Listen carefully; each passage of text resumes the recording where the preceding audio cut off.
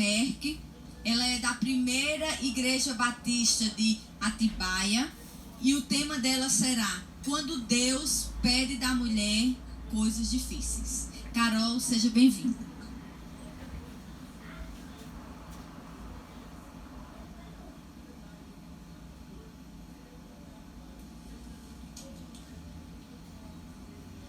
Bom dia, bom estar com vocês novamente. Sou Carol, mas ontem eu não falei nada da minha família. Eu sou casada, tenho um marido, o nome dele é Davi Merck. Nós somos casados há 38 anos e Deus nos deu 6 filhos. Sei que a maioria das pessoas falam, mas 5 filhos Deus nos deu da forma natural, normal. E depois, quando o nosso filho mais velho tinha 13 anos e a caçula tinha 3 anos, nós adotamos uma menininha que tinha 10 anos. Agora esses filhos todos já cresceram, já casaram e até hoje nós temos 18 netos, mas ainda virão mais netos porque não terminaram ainda. Nós trabalhamos com o Seminário da Palavra da Vida lá em Atibaia, São Paulo, e tem sido um ministério que para mim é muito próximo do meu coração, porque o meu pai é o fundador do Seminário da Palavra da Vida. Então eu moro lá em Atibaia desde criancinha. Então esse é o ministério que Deus tem dado para nós. Bom, todas nós, e eu certamente, já vimos uma criança dormindo nos braços da sua mãe ou do seu pai, numa rodoviária ou no metrô, em meio a muita confusão. E a gente fica olhando para aquela criança, pensa como ela consegue dormir no meio desse alvoroço, toda essa confusão em sua volta, e ela está lá, tranquila, dormindo nos braços da mãe ou do pai. E muitos de nós já tivemos também essa experiência de pegar um filho nosso que estava com medo por causa de um pesadelo ou uma tempestade ou alguma coisa que estava te dando muito medo, e nós conseguimos pegar essa criança, tranquilizar a criança, e ela sentiu calma porque ela estava segura nos braços de quem ela confia, de quem ela confiava. Pode ser que a situação não mudou, a tempestade não parou, mas a criança se acalmou porque ela confia na pessoa de quem que estava assegurando. O Salmo 23 é um dos salmos prediletos de todos os tempos. E esse salmo nos ensina a confiar no pastor, como a criança confia nos pais. Nos 6 versículos que tem esse salmo, apenas 6 versículos, tem tanta verdade, tanto conforto, tanto alimento para as nossas almas, que realmente todas nós passamos por tempos difíceis. Deus muitas vezes pede que passemos por experiências difíceis, de desafio. Mas como é que Ele quer que nós, qual seria a nossa reação em meio dessas dificuldades? Alguns anos atrás, a nossa família passou por 2 anos muito difíceis. E naquela época, no meu tempo de devocional, eu estudei muito os Salmos. Eu me mergulhei nos Salmos, porque é nos Salmos que eu me sentia revigorada, restaurada, animada, e os Salmos me acalmavam. Eu quero passar hoje pelo Salmo 23 e eu quero compartilhar alguns dos pontos altos que Deus ensinou para mim durante aquele tempo. O primeiro versículo é muito conhecido. A maioria de nós decoramos aquele versículo quando a gente era criança ainda. O Senhor é o meu pastor, nada me faltará. O Senhor é o meu pastor, nada me faltará. É o Senhor, esse Deus, Jeová Altíssimo. É o Senhor que torna a nossa fé distinta de todas as outras religiões e crenças. Ele é o supremo pastor. coração humano sempre está à procura de alguém para adorar, alguém para servir, para colocar toda a sua esperança nesse alguém. O João Calvino disse que o coração humano é uma fábrica de ídolos. Então sempre estamos à procura de algo que iremos adorar. Mas somente o Senhor é digno da nossa adoração e do nosso louvor. E só Ele é capaz de nos satisfazer.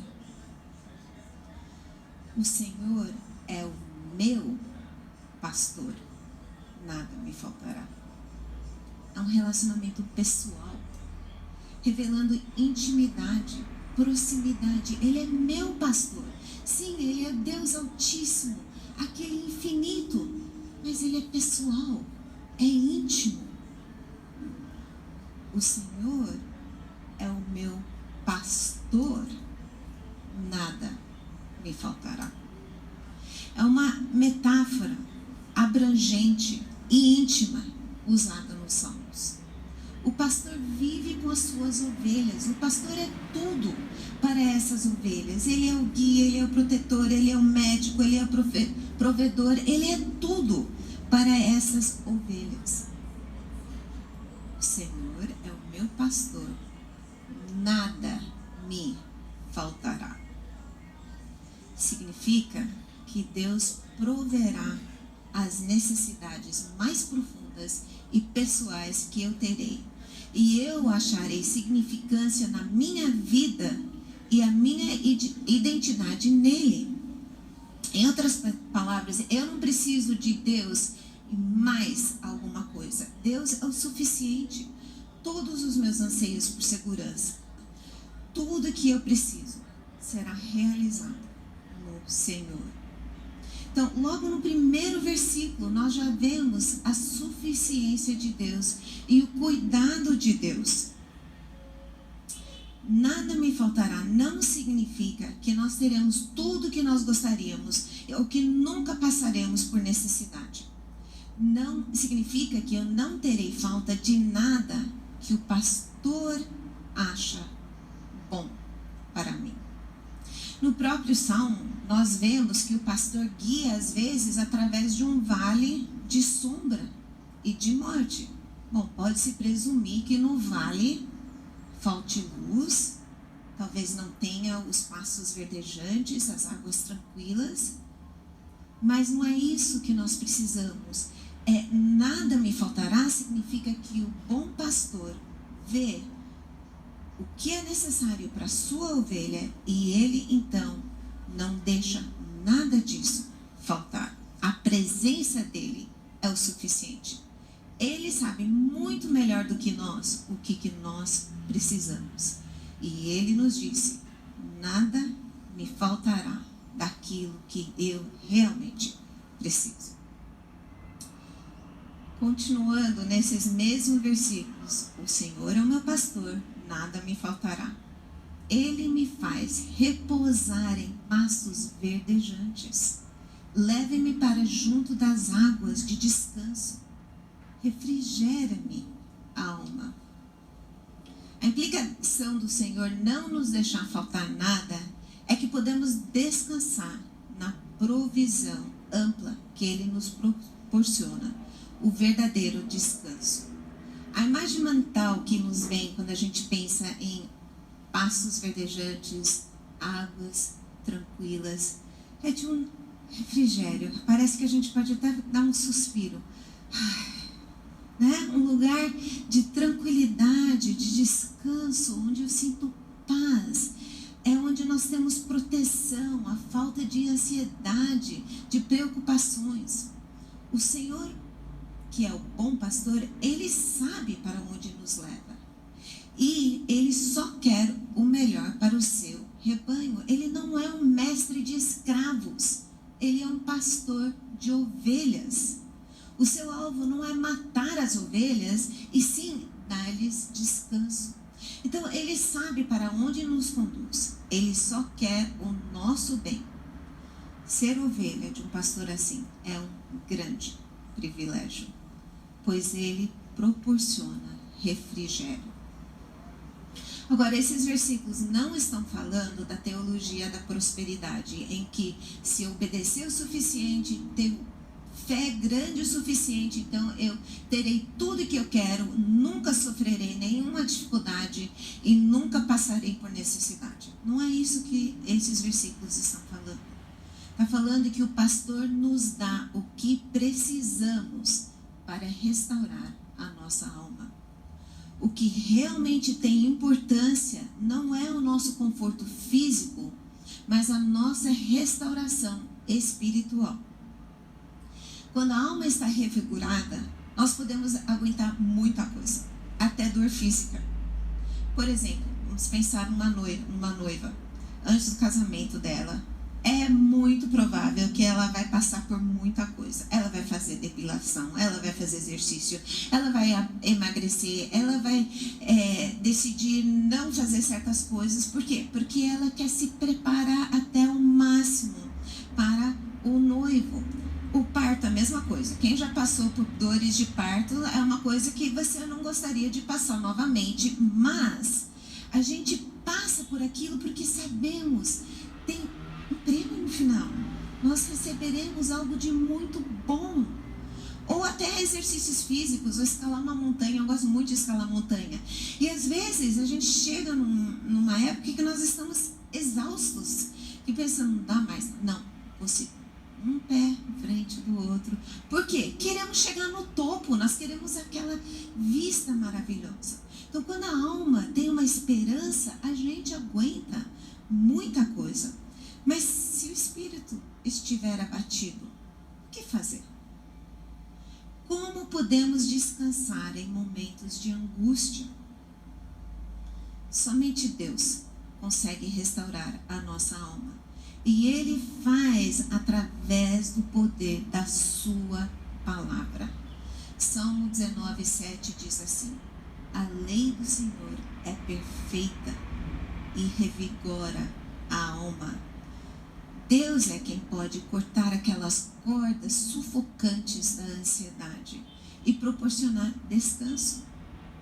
Na minha experiência, quando eu estou ansiosa, preocupada, reclamando, eu estou com o meu foco no lugar errado. Eu estou mais preocupada em ter aquilo que eu acho que vai me trazer uma realização, uma paz, vai tirar a minha preocupação, do que interessada no que Deus quer através daquela situação.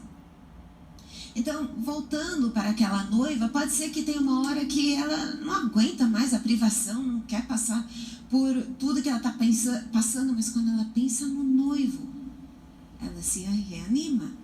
No parto, todas que já passamos, tem hora que falam, não dá mais, não quero mais, deu. Só que não tem muita escolha ali, né? Só que quando nós pensamos naquele bebê que nós vamos segurar nos passos, não dá para passar mais uma contração. Eu aguento mais uma contração. E a gente se reanima.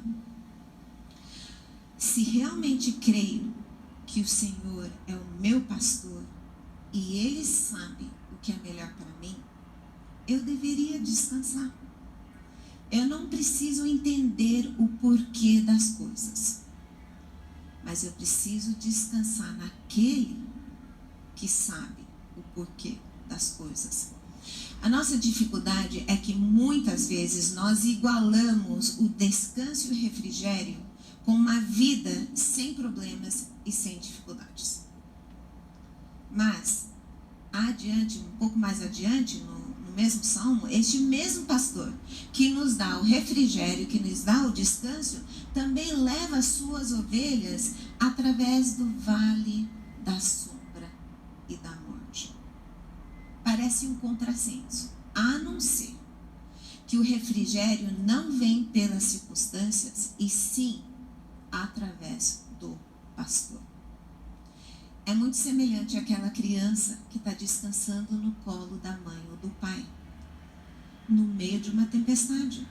A tempestade continua, mas ela está tranquila, porque ela confia em quem segura nos braços.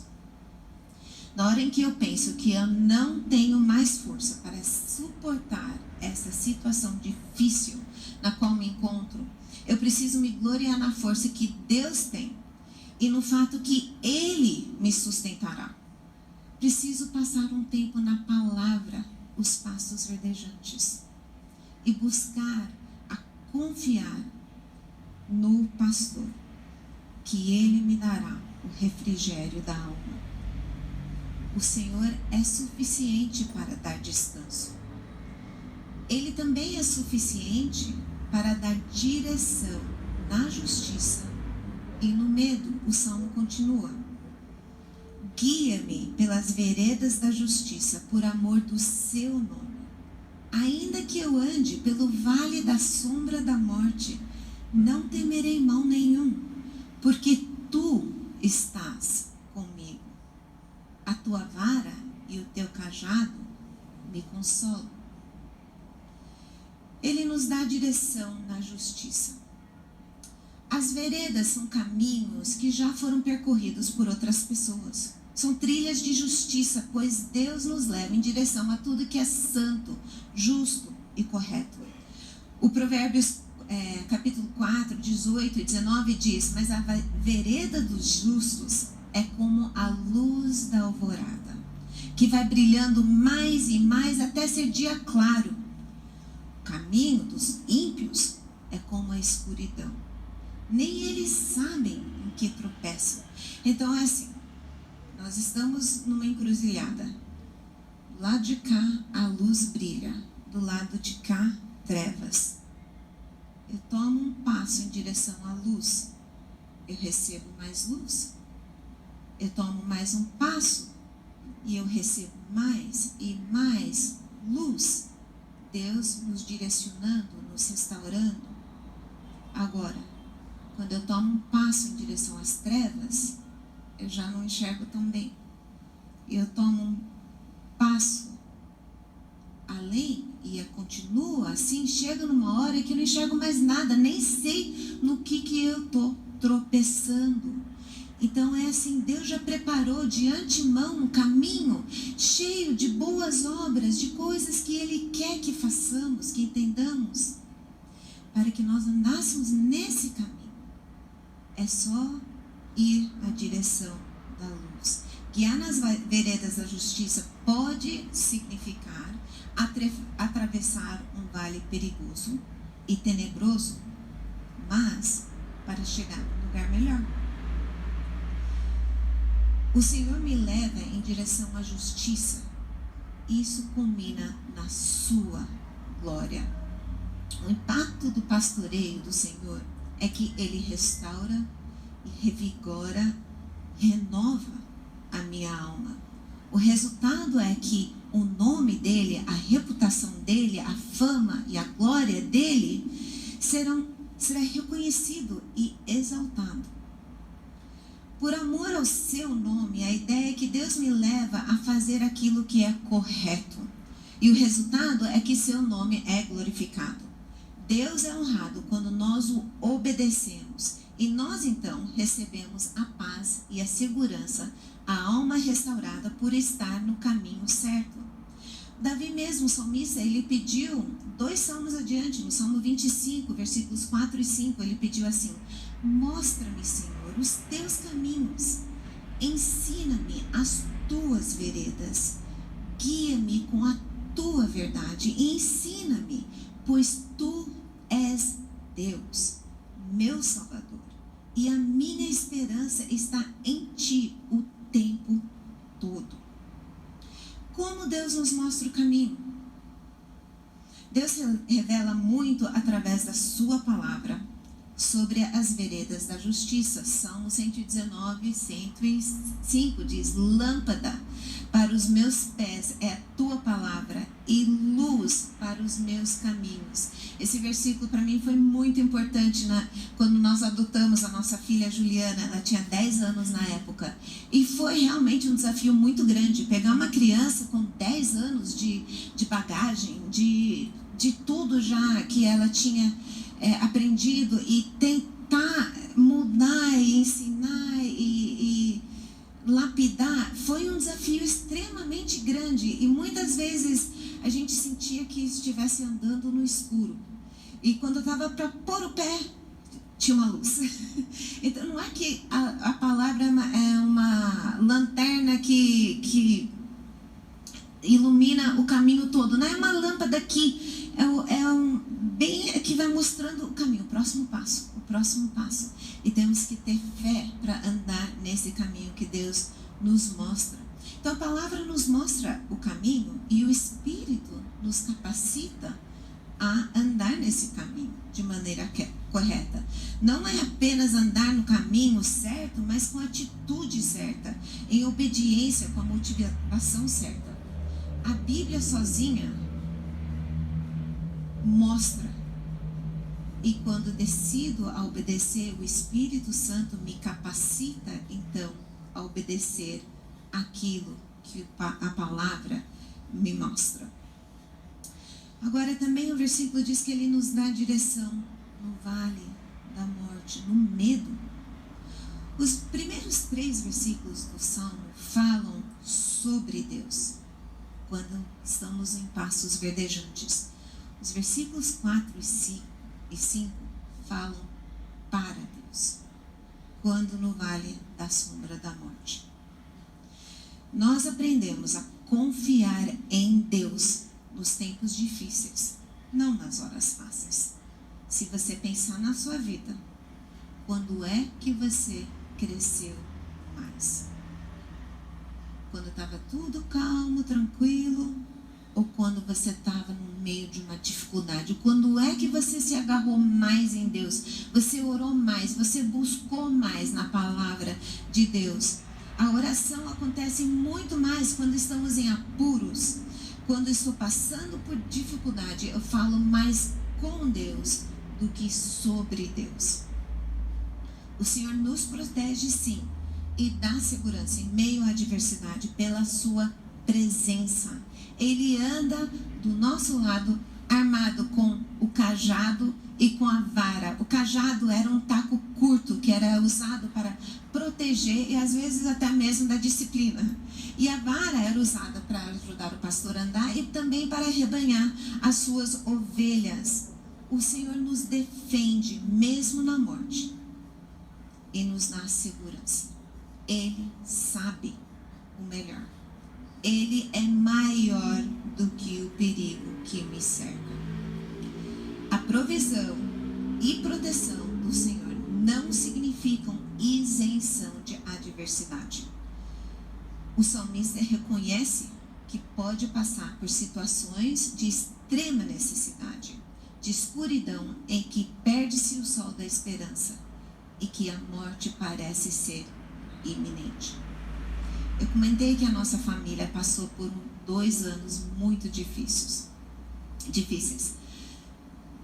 A nossa filha Juliana cresceu quando ela tinha os seus 19 anos. Essa nossa filha adotiva, ela decidiu voltar para a família biológica dela. Foi um baque muito grande. Mas com o tempo passou e ela restaurou o relacionamento conosco e logo em seguida casou. Foi um casamento difícil, estivemos muito envolvidos com eles, com o casal. Ela teve um primeiro filho que nasceu com sérios atrasos e dificuldades. E pouco tempo depois, ela teve uma filha chamada Radassa. Agora, a Radassa nasceu, nós nem estávamos no país quando ela nasceu. E ela nasceu com um problema no coração. E logo ficou óbvio que ela teria muitas dificuldades. Ela era cardiopata, ela ficou 7 meses no hospital, os primeiros 4 na UTI. E depois de passar por um parto normal, a Juliana teve que ficar direto com ela no hospital. Então eu fiquei cuidando do filho dela enquanto o marido ia trabalhar. Só que era muita pressão. E no meio disso tudo, o marido da Juliana resolveu abandonar a família. Então nós herdamos a Juliana e os 2 filhos. Bom, logo de início ficou óbvio que assim que a Radassa recebesse alta, a Juliana não teria como cuidar da Radassa. Era muito complicado o cuidado dela. Ela tinha traqueostomia, era alimentada por sonda nasal, ela tinha que ter o alimento de 3 em 3 horas, ela tomava 10 remédios, ela era dependente de oxigênio. Em 24 horas tinha 2 períodos de apenas 2 horas em que não precisava fazer nada com a Hadassah. O resto do tempo era direto. E isso caiu sobre os meus ombros. Nós passamos por um vale muito escuro. Eu não era capaz de fazer isso. Depois de 9 dias eu já nem raciocinava direito mais. Eu pensei, eu vou matar essa criança por causa do sono, por não pensar direito. A nossa filha caçula já trabalhava fora, resolveu voltar para casa para nos socorrer, porque a Juliana não tinha condição. Ela cuidava do filho dela, mas ela não tinha como cuidar da própria filha. E logo ela mudou e ficou longe. E a Hadassah realmente ficou nos meus cuidados, a nossa filha Keila e o meu marido Davi. Foram dias muito difíceis. E eu questionei muito a Deus. Falei, depois de criar 6 filhos, e agora estamos com ninho vazio, livres para ministrarmos, para investir na vida de mulheres, discipulados, conferências com famílias. Agora tem que voltar a fazer tudo de novo, só que com um bebê muito mais complicada. Eu era escrava dentro de casa, eu não conseguia sair, porque não era simplesmente ligar para minha mãe, dá para você cuidar? Não, para cuidar da Hadassah você tinha que ter toda uma orientação de como aspirar, como fazer um monte de coisa. Então foram dias muito, muito escuros. Então nós lutamos muito, nós choramos, nós questionamos a Deus, nós lutamos com Deus e finalmente nós entregamos a nossa vontade para Deus.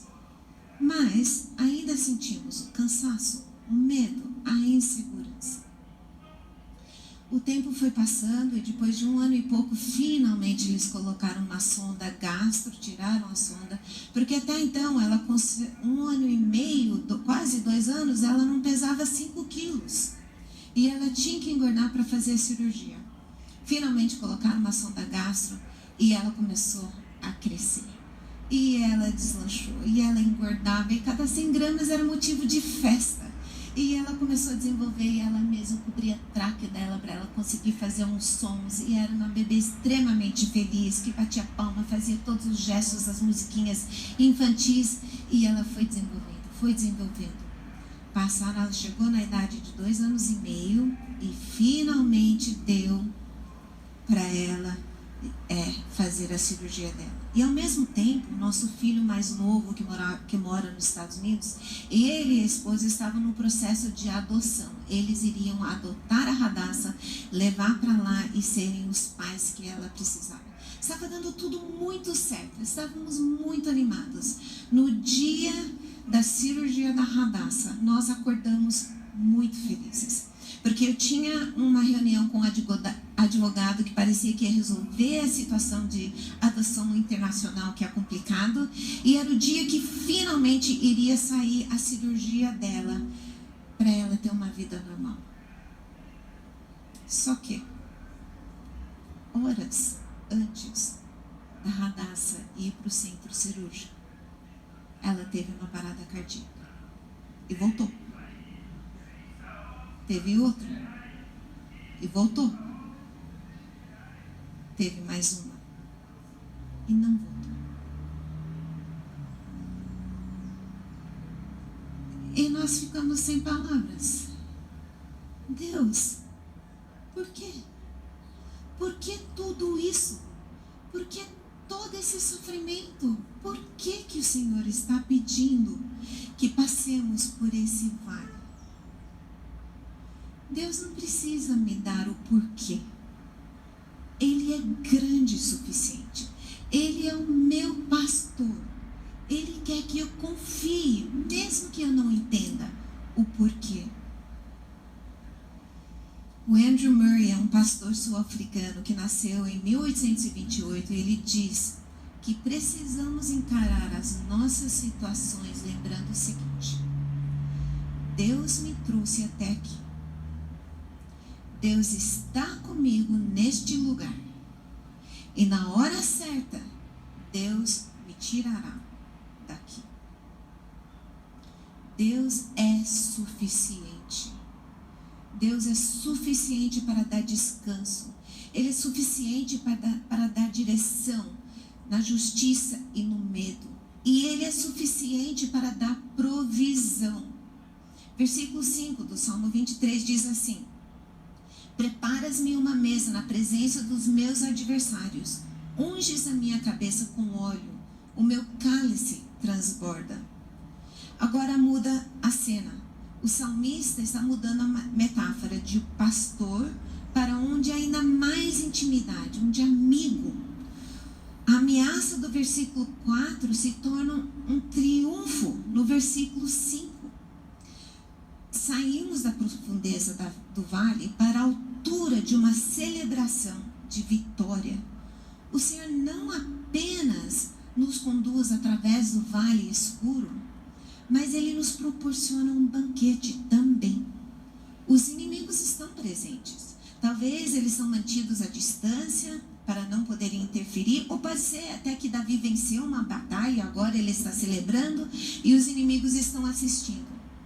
Mas Deus nos prepara um banquete. Ele unge a cabeça com óleo festivo. Para nós talvez seria um bom perfume, né?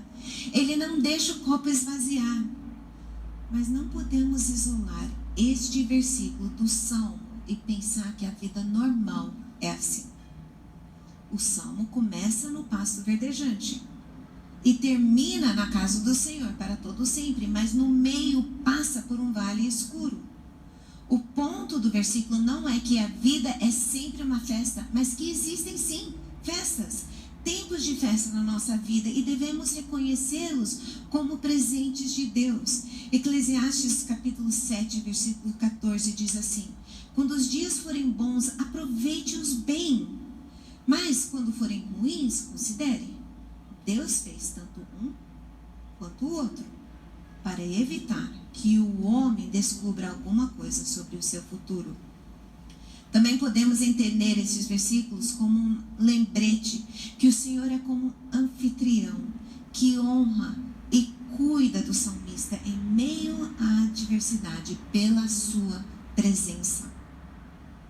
E o salmista, então, ele consegue regozijar nessa proteção e nessa provisão. Deus dá do bom e do melhor para o seu servo.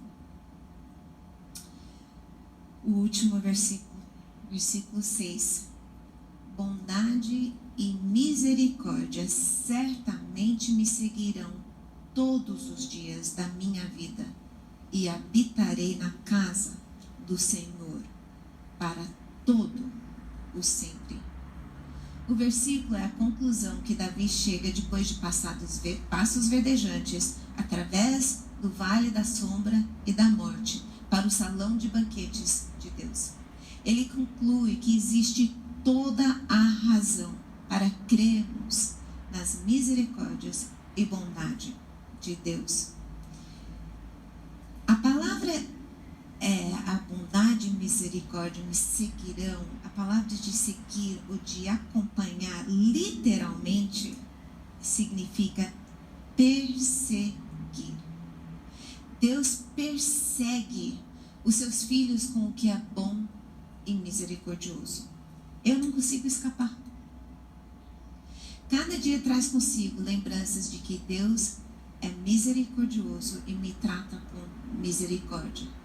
Deus é bondoso e me trata com bondade.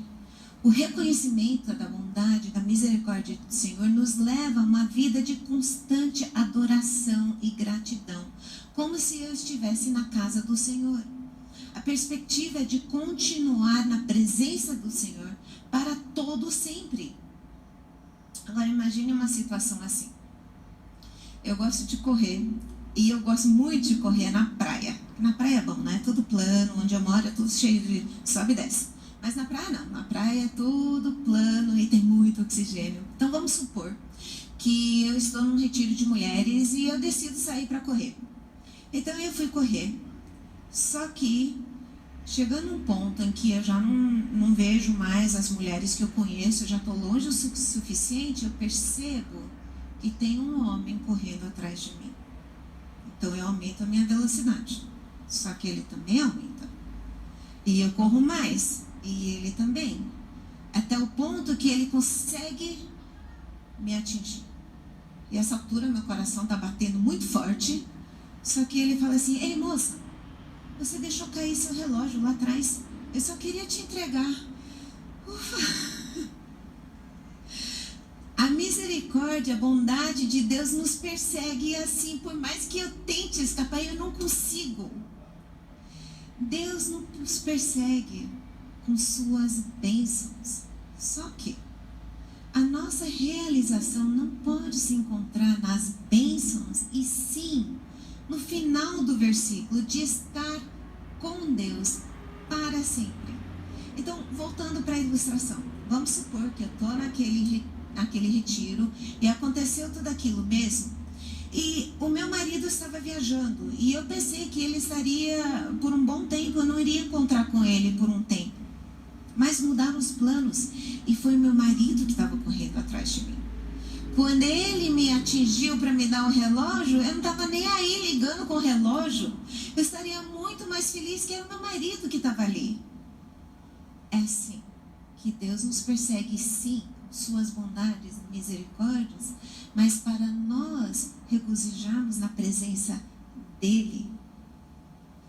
Os 2 anos em que nós cuidamos da Hadassah foram entre os mais difíceis da nossa vida. E eu não conseguia entender o que Deus estava fazendo. Muitas vezes, muitos dias, eu acordava orando assim: Deus, eu não entendo, eu não gosto, mas eu confio.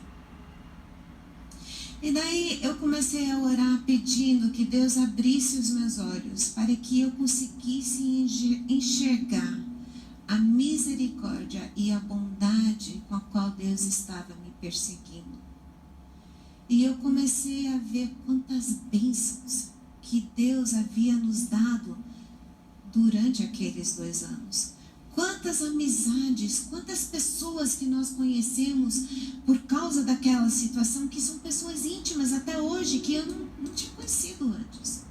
A bênção de ter uma bebê tão feliz, tão agradável, mesmo com todo o sofrimento dela, foi uma bênção que Deus nos deu. Não tinha um domingo na igreja que não passava alguém com uma oferta ou falando: olha, eu estou orando por vocês, que nos encorajava. Muitas bênçãos. Esse é um exercício muito bom para fazer quando estamos em meio a dificuldades, quando parece que tudo está tão escuro. Pedir que Deus abra os nossos olhos para enxergarmos aquilo que Ele está fazendo, como Ele está nos perseguindo com a sua bondade, sua misericórdia. Eu comecei a fazer uma lista, e a lista não termina, porque Deus realmente nos persegue, e com isso nós podemos obedecer aqueles versículos de sermos gratas, que Deus sempre pede de nós. O John Piper resume o Salmo 23 assim: o Salmo inteiro me leva a Deus como cumprimento de todos os meus desejos. Eu me sinto atraído, junto com Davi, não tanto a amar os pastos verdejantes, mas o bom pastor. A não amar tanto o banquete delicioso, mas amar o anfitrião generoso. A não amar tanto as bênçãos, mas aquele que me persegue com bondade e misericórdia. Nós vimos a progressão do Salmo. Davi começa apreciando aquilo que o pastor dá. Depois ele reconhece que a direção, proteção e conforto que Deus oferece através da sua presença são muito mais valiosos. Mas no fim, Davi vê que o auge é estar continuamente com Ele, para todo sempre. Com a revelação do Novo Testamento, sabemos que permanecer sempre com Deus é algo que Cristo conquistou para nós na cruz. E quando Cristo ressurgiu e voltou para os céus, Ele nos enviou um presente, o Espírito Santo, para habitar em nós. Deus está sempre conosco. Ele quer que apreciemos essa presença. Ele quer que dependamos dEle, que busquemos Ele em tudo. Porque Ele pode superar todas as dificuldades em aqui nos encontramos. O Salmo 23, então, nos ensina: o Senhor é suficiente. Ele é suficiente para dar descanso, para dar direção na justiça e no medo. Ele é suficiente para dar provisão. O Senhor é suficiente para sempre. Que Deus abençoe vocês e que vocês encontrem essa suficiência no Senhor.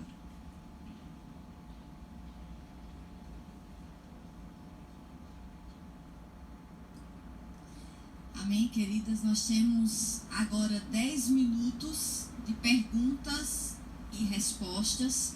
Temos algumas perguntas aqui, eu vou tentar aqui selecionar para ver se dá tempo em 10 minutos. Carol, se você puder se marcar 10 minutos, nós vamos começar. A primeira é a seguinte: como tomar a decisão de família, profissão e filhos, né? Essa pessoa está numa fase difícil em que ela precisa tomar algumas decisões e, claro, quando nós tomamos decisões, algumas coisas perdem e outras ganham. Então, a dúvida é: o que ela deve priorizar? Família, profissão, filhos. Tá. Amanhã nós falaremos muito mais sobre este assunto, porque o assunto amanhã é de mulheres, investido em mulheres, e o que nós deveríamos ensinar, quais são as prioridades que Deus nos dá. Então eu vou entrar muito nisso, mas para responder por cima, nós precisamos priorizar aquilo que Deus pede de nós. Precisamos buscar na palavra quais são os princípios que Deus nos dá, quais são as orientações que Ele nos dá como mulheres, o que para Ele é de suprema importância, como que Ele encara a vida de esposa, a vida de mãe, a vida de trabalhar fora, qual é o pensamento de Deus. Nós achamos os princípios na palavra de Deus, e amanhã nós vamos entrar muito mais a fundo nisso, mas o prioritário é comunhão com Deus, mas as decisões tomadas na base da palavra, o que para Deus é mais importante. E uma outra coisa, eu sei que ontem eu mencionei que nós temos um canal de YouTube, Palavra e Família, e nós entramos muito a fundo em muitos assuntos que tem a ver com a família, educação de filhos, relacionamento conjugal, prioridades. Nós temos programas sobre estes assuntos, então também dá para fazer uma busca ali. Okay. A próxima: como continuar crendo em Deus quando tragédias acontecem na nossa vida? Eu acho que você deu aqui um exemplo bem prático seu. Como continuar acreditando em Deus quando as coisas ficam difíceis? Sim, eu acho que é muito fácil a gente se entregar aos nossos sentimentos, às nossas emoções, porque realmente todas nós temos passado por coisas muito difíceis, perdas, desafios, doenças. Nós acho que são poucas as pessoas que não têm passado por nenhuma tragédia, nenhuma dificuldade. Agora, eu posso decidir me banhar naquilo que eu estou sentindo, aquilo que eu estou pensando, ouvir o que o mundo tem para me falar, ou eu posso renovar a minha mente na palavra de Deus e pensar naquilo que é verdade e deixar que Deus trabalhe então as minhas emoções e os meus sentimentos. Porque a minha cabeça, Deus não pede, tudo que Deus pede de nós tem a ver com um ato que eu posso decidir ser. Eu posso decidir ser grata. Eu posso decidir amar, agir em amor para com alguém, mesmo que eu não sinta amor por essa pessoa. Eu posso decidir agir em obediência e deixar que Deus cuide então das emoções, dos sentimentos, aquilo. E quanto mais pela fé eu decido obedecer aquilo que Deus está pedindo de mim, aceitar aquilo que Deus deixou acontecer, mais então eu crescerei no meu relacionamento com Ele e Ele cuidará dos meus sentimentos e das minhas emoções. Aproveitando essa pergunta, tem outra aqui que diz assim: que análise você faz das mensagens atuais direcionadas às mulheres? A gente vive esse momento em que, infelizmente, é uma mensagem muito triunfalista de que cristão não passa problema, que cristão, quando você é convertido, nada mais vai lhe acontecer. Pelo contrário, você agora vai ser, e assim, trazendo para as mulheres, elas vão ser princesas, né? Elas vão ser assim. Então, que análise você tem feito dessas mensagens direcionadas às mulheres, em que elas vieram para vencer, em que elas são princesas, e que elas são as meninas dos olhos de Deus? Então, assim, a pergunta é: isso tem preparado o público feminino para o dia mau, para uma pessoa que fica de luto, para quem perde um filho, para quem perde um marido, quando chega na menopausa? Então, assim, essas mensagens têm preparado? Não, não tem. É bonito, né? Pensar, eu não vou ter mais problema, eu sou princesa, tudo isso. Tá, isso é atraente. Só que não bate com a palavra. Não bate. Vamos pensar na mulher mais famosa da Bíblia. A Maria, que teve o seu filho Jesus. Vamos pensar um pouquinho na vida dela. Ela com certeza estava no centro da vontade de Deus. Ela engravidou virgem, tá? Milagre. Ela estava no centro da vontade de Deus. Agora vamos pensar um pouquinho na vida dela. Com certeza, e a gente sabe também disso, as pessoas acharam que era um filho ilegítimo. Depois ela tem que viajar longe no final da gravidez para dar à luz, algo não muito confortável. Aí não tem nenhum quartinho para ela ficar. Ela tem que ir para uma caverna com um monte de bicho fedido, sujo, dar à luz ali.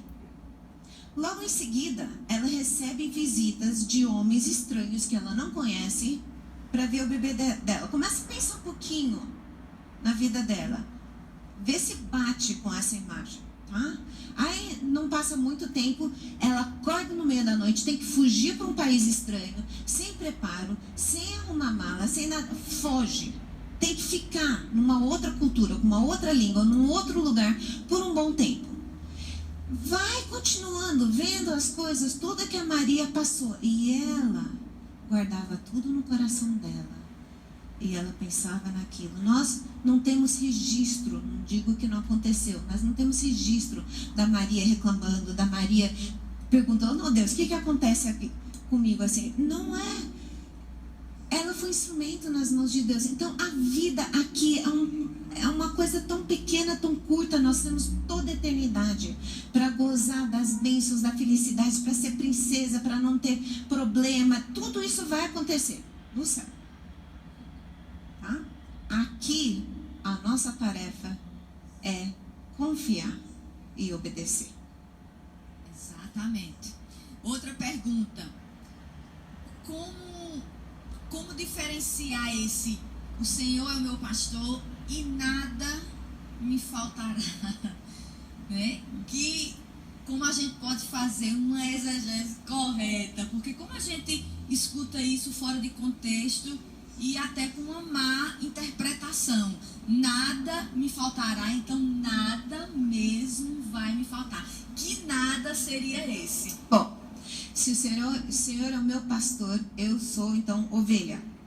Tá. Eu sendo ovelha, eu sou meio bobinha, eu não sei o que eu preciso, eu não sei o que é melhor para mim, mas o meu pastor sabe. Então, nada falta para aquela ovelha que essa ovelha precisa. Quando ela está com fome, o pastor arruma alimento. Quando ela está com sede, o pastor arruma.